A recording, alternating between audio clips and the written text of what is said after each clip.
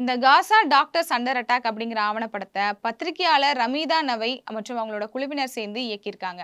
Basement films அப்படிங்கிற ஒரு தயாரிப்பு நிறுவனம் தான் இந்த ஆவணப்படத்தை தயாரிச்சிருக்கு. இவங்க தான் பிபிசி கிட்ட இந்த ஆவணப்படத்தை வெளியிடுறதுக்காக பேச்சுவார்த்தை நடத்தியிருக்காங்க. ஆனா பிபிசி இதை வெளியிடுறதுக்கு மறுப்பு தெரிவிச்சிருக்கு.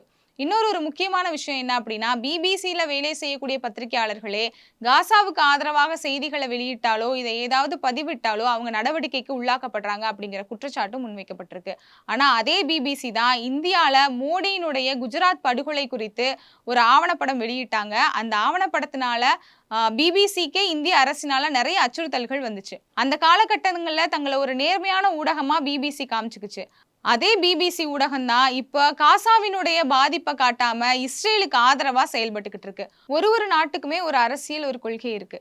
ஒரு சில நாடுகள் ஈரானை ஆதரிக்கும், ஒரு சில நாடுகள் அமெரிக்கா, இஸ்ரேல் போன்ற நாடுகளை ஆதரிக்கும். அந்த வகையில தான் பிபிசியும் இங்கிலாந்து நாட்டினுடைய அரசு ஊடகம்.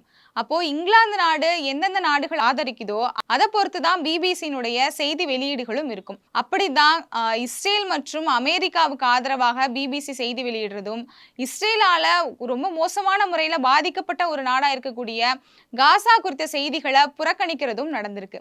இந்த மாதிரியான மேற்கத்திய ஊடகங்கள் எப்பவுமே ஒருதலை பட்சமா தான் அவங்களுடைய செய்திகளை வெளியிடுவாங்களே தவிர, அவங்க கிட்ட நேர்மையோ ஊடக அறத்தையோ நம்மளால எப்பவுமே எதிர்பார்க்க முடியாது.